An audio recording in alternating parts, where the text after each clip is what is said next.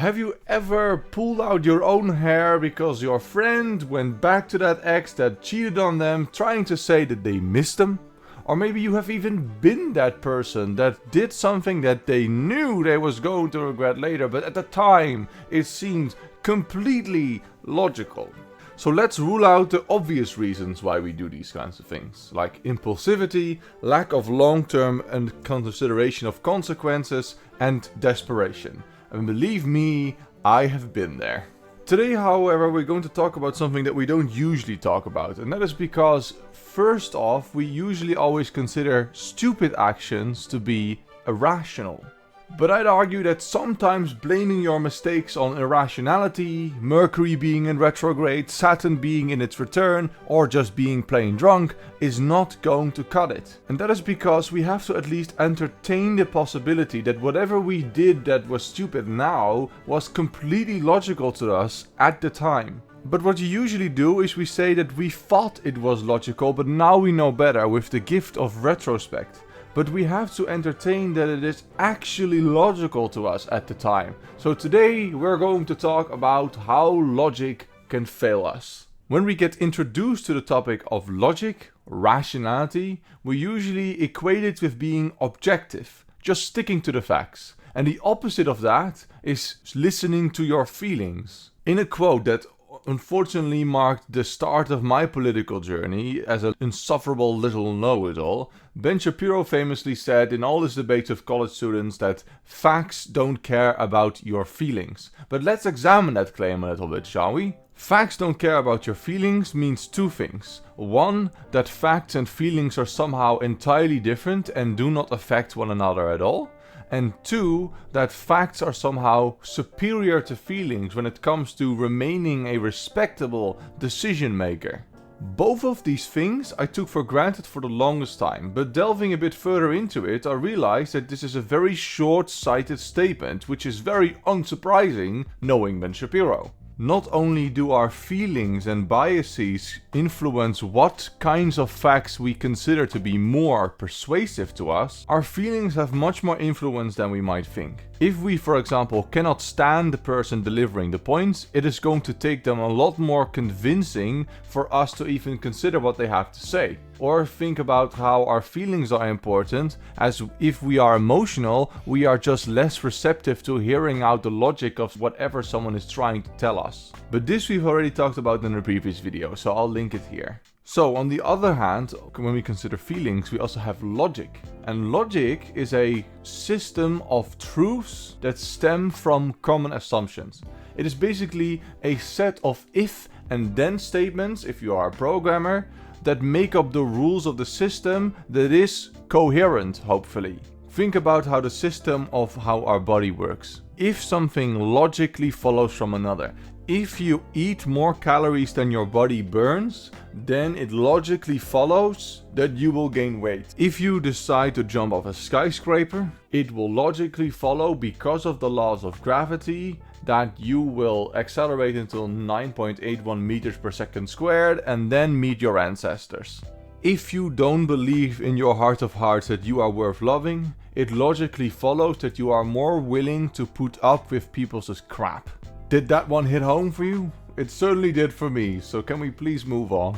Logic just helps us follow our thoughts to its logical conclusion. It can help us explore all the different possibilities of what are potentially logical possibilities. But your logic might be very different than mine, because you go off very different assumptions than I do. So let's take an example that might be very relatable to you, but of course we're going to talk about it from the first person so that hopefully you don't feel too attacked on this. What if I did something that seems completely illogical, like texting my situationship again after being left on red for so many weeks? You, as my friend, are going to think that it is not very logical, because you know how much it usually hurts me when I do so, and therefore you assume that that hurts weighs very much for me as well, and therefore it is not logical for me to text her again. But here, the assumption that I even considered the hurt at the time of texting is wrong, and therefore it ends me up with a different result. In my mind, at the time of making the decision, I felt so terrible at being in no contact for so long again that I needed to give myself the hope that if I did something, I could fix it and therefore we would be in contact again and the benefits would outweigh the costs. But of course, I didn't know what the future would bring, and as you, as my online friends, did not consider the very fake possibility of things being repaired and being nice and dandy again in your calculations, for you it did not seem logical for me to go and text her again, but for me, I thought that it was completely logical, throwing away all my dignity in order to have another chance at repairing stuff, because in my mind, I'm always successful at repairing stuff. I agree that what I did, not once, but many times, is not very smart. It is wrong, in fact, but it is not illogical. For me, it was completely logical, and it is also because I never really cared much for my pride anyways, and so that was never really part of the consideration. But for an outsider looking in, they're going to think that it is very humiliating, why do you not try to save face? Logic, then, is not just what happens between people when we are trying to rationalize behavior like we've just done. It is also everywhere in the world. There are multiple different systems of logic that influence people. And now I'm going to air one of my big beefs, because the entire field of economics has its own system of logic it's created, with all the assumptions and rules that they act like are as natural as the natural sciences. But the problem of economics, and that is something I say as someone who is specialized in economics in university, is that whatever is taught in high school is basically just propaganda for capitalism. So the way that logic gets taught to people is that, for example, in economics, you get taught all of these rules and assumptions that make up what is good economics, and you get graded for it based on how well you can replicate that logic. And that makes up your common sense economics of the world going forward. Think of things like supply and demand. It is a very simple system, but it is also very oversimplified. But the average person that has studied economics, therefore, is going to make sense of the world by thinking of supply and demand. Think about how the house prices are going up every single year. And for someone that has studied economics, they're going to defend it by saying, of course the house prices are going to go up every year, because the demand for houses is bigger than the supply of houses. There are never going to be enough houses to go around, silly. But this abstraction of supply and demand is a logical way, but it does distance us from the very real, horrible reality that we have created for ourselves. That if there are never going to be enough houses to go around, we make people homeless by design. Because if we were to make enough houses for everyone and more to live in, then the people who already own houses, or the people that are landlords, are going to lose value in their existing properties. And this system gets us in some real trouble sometimes, because even in a world like in China, for example, where they have almost twice as many housing units as they have people, there are still that the housing units that are vacant are unaffordable for the people that need to live somewhere. That's weird, right? Because there is housing and there is a need for housing, but people can't live there because they can't afford to live there.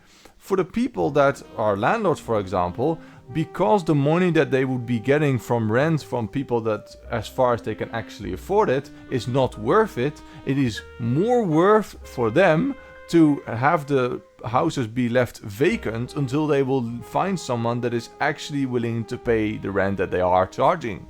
In the real world, because economics has been considered to be so legitimate, it has also been a justification mechanism for some fairly heinous stuff. Think about how in the 1960s a lot of African countries were decolonized and could chart a bright future for themselves. And because of the economics myth of that free market benefits everyone and that free trade is good because everyone in the world will be richer because of it, these African countries were just told that if you are going to specialize in something in the global market, you'll be the best at it and you'll make lots of profit, you already have a lot of resources. And so many African countries did, or were forced to adapt their economies to do so, but they are still piss poor nowadays. That is not just because the market is unstable and so the moment that the preferences of people in the market are going to change, all of a sudden your entire economy is in shambles.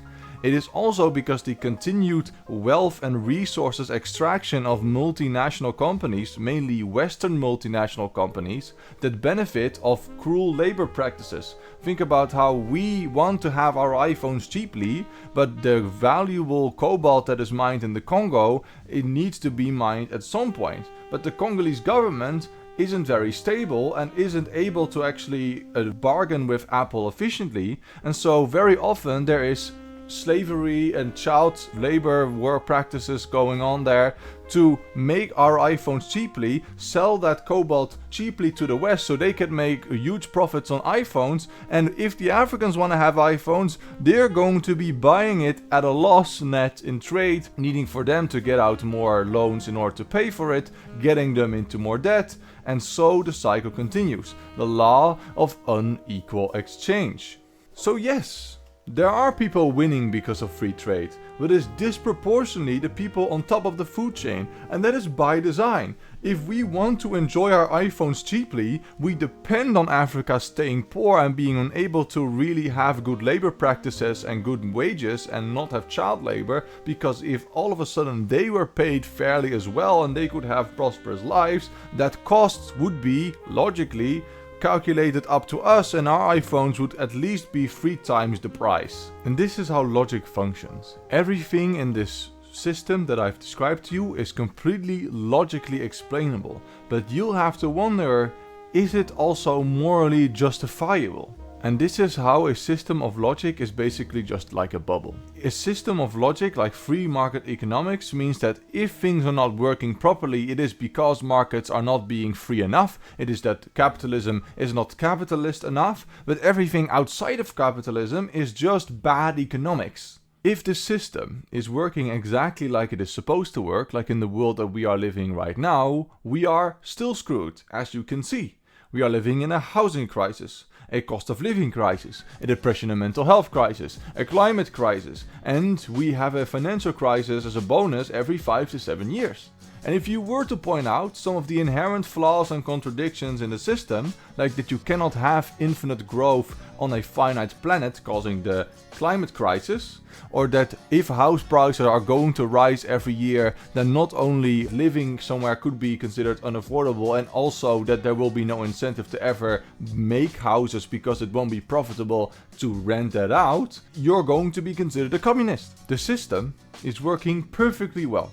Every result is completely logically explainable within the system, but the results are pathetic. But it's not just crazy old lore saying. Nobel-winning economist Angus Deaton actually recently published a piece where he points out some of the flaws in the fields of economics and some of the areas where he has personally changed his mind on over the years. Some things he points out, for example, is that economists have a vested interest in the continuation of capitalism, and also that the field itself is too disconnected from ethics. But we live in a world where the driving force is profit. And so we have an economy that does keep growing. GDP is going up, a positive indicator. Or that stock markets are booming every so often, which is also seen as a positive indicator. But it is also logical from that profit motive that people are miserable everywhere. More and more hours of them is taken to do more work. They are pressured to be more productive, to do more overtime, to have less ability to start a family, less able to actually spend time with the ones they love. And so that's also logical. But we should not forget that the way that the economy works is not a law of nature. It is a man-made system, and we can change some of the incentives in the system in order to change the behavior. But trying to convince anyone that we have to do something different because the system is not working for people is very difficult, as you might know with some experience trying to convince old people. Because when everyone is taught in the logic of the system, everyone shares a common sense worldview of what good economics is. Everything outside of the realm of that common sense is considered to be unrealistic, unserious, or even evil. If you were to suggest that people working full-time should at least earn enough money to live comfortably is illogical in a world where people are not paid by the hours they work, but by the seeming worth of their product. Suggesting anything wild would get people to react to you saying something like, how are you going to pay for that? And that is completely a logical question. It is designed to shut you down and shut you up. But in a world where we assume that everything needs to keep growing, whenever you make an indent on the profit margin, you are going to have to compensate it with something else apparently.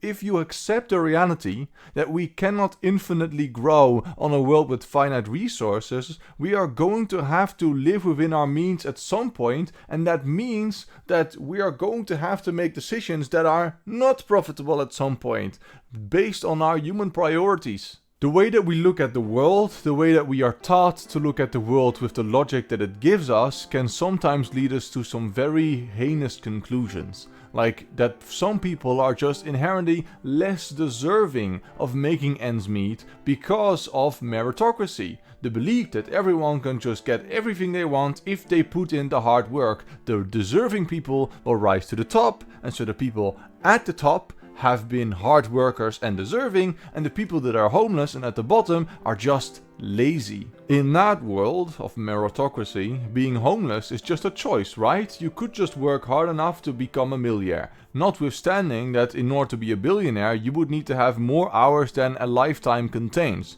And so it is not just about working hard now, is it? Or you could choose to just work in a field that is not unskilled. So as a garbage worker, you can just choose to do a more skilled profession. But they've seen in Paris over the last year that if you have garbage workers not doing their work, the city is going to be a mess real quick. In that meritocratic world where people just need to put in hard work, if people weren't forced to live on starvation wages and they just had a universal basic income that is enough for them to live on, there would be no reason to work, right? There would be no reason for cleaners to get up and do the cleaning. All of this is to say that I want to highlight some of the absurdities that are completely logical conclusions following from the logic of the system, but I want to show them that they are sometimes monstrous conclusions. Maybe highlighting some of these absurdities will actually help you take a step back from your programming. But the fact is, the system is working exactly as it should. If you are going to pursue profit above all else, you're going to end up with the system that we are right now. And so this logic of neoliberal economics has taught us that everything that is happening is inevitable and also even desirable. And therefore you should be careful for those who are actually just preaching logic as if it is universal, because logic in and of itself is not going to get you towards desirable outcomes. So to make it a bit more personal, it would help for you to be able to detach yourself from the systems of logic and try to understand what another person is thinking. It should help to become more empathetic and understanding by trying to put yourself in someone else's shoes and see what they are thinking. Ultimately, logic is just a matter of perspective. If your goal is to not stand out and so potentially look stupid and weak, you would logically not try anything where you might fail. But becoming more empathetic and understanding means that you can see that other people can have different operating logic. For me, for example, I know that it looks stupid making these videos. Hopefully gradually less so as more of you tune in. So like and subscribe and share this video with people that you really like. But my goal is to connect to people, and so trying this stupid thing is completely logical because it allows me to be vulnerable and to let people in and to reach them on a human level. And with that, I bid you welcome here if you have made it this far. So, I believe this is going to be a long video. I didn't intend it to be that way, but I really wanted to make a big statement about logic and how we have to be more understanding instead of just being logical. If you could follow it, please let me know in the comments whether you liked it and what you thought was interesting about it. Maybe we can have a bigger conversation there. Like and subscribe, share this with someone that you really care about. And if there is nothing else, I'd love to see you in the next one.